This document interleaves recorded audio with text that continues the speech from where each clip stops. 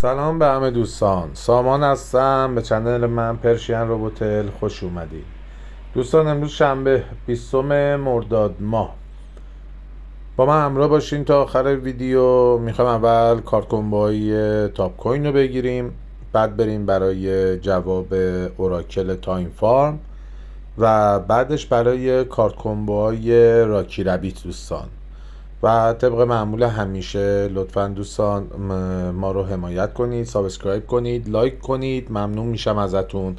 خب بریم برای کارت کمبوهای تاپ کوین. امروز وارد بخش دیلی بانتی میشیم، بالا سمت راست رو میزنیم. اولین کارت داخل بلاک چین، میایم پایین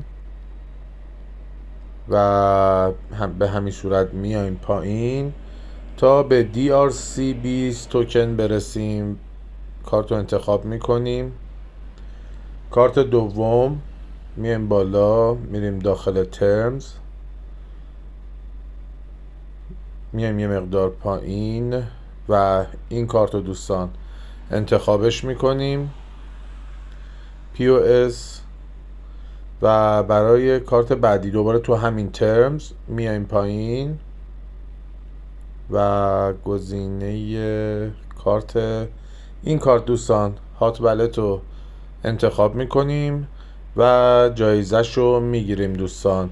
نوش جان، با ما همراه باشیم برای جواب تایم فارم دوستان.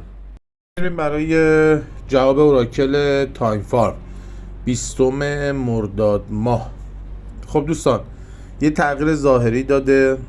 بیایم داخل بخش آپگرید، میبینید این فارمر رو آورده، این بخش هم اضافه کرده و امروز مثل اینکه یه آپدیت خیلی خوب میخواد بده. حالا ببینیم چیه، به امید خدا که بهتون اطلاع رسانی میشه.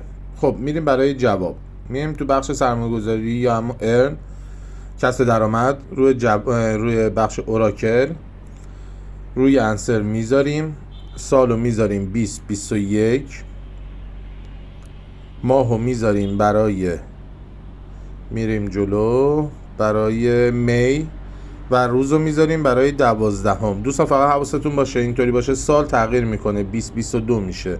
میذاریم برای 2021، سه تو میزنیم، تست رو میزنیم. بله دوستان اینم گرفتیم. نوش جان. میریم برای کارت کمبو راکی ربیت دوستان.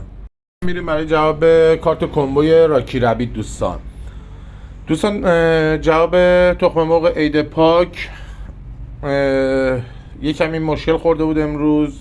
ویدیوشو ضبط کردم گذاشتم توی چنل، ببینین دوستان، انشالله که براتون مفید باشه. خب میریم برای گرفتن کارت کمبوهای راکی ربیت دوستان. لطفا ما رو سابسکرایب کنید، لایک کنید، ممنونتون میشم، حمایت کنید. وارد بخش ماین میشیم طبق معمول.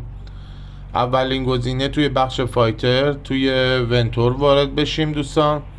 کارت اول رو انتخاب میکنیم، بعد برای کارت دوم میریم پایین تر تو همین بخش ونتور. این کارت دوستان، این کارت رو انتخاب میکنیم. برای کارت سوم دوباره تو همین بخش فایتر توی بخش کلایم میایم پایین دوستان، بیایم تا برسیم به مدیتیشن دوستان. این کارت هم انتخاب میکنیم و چک کارت رو میزنیم دوستان. بله نوش جان، جایزه رو گرفتیم. لایک و سابسکرایب یادتون نره دوستان. موفق باشین و خدا نگهدار.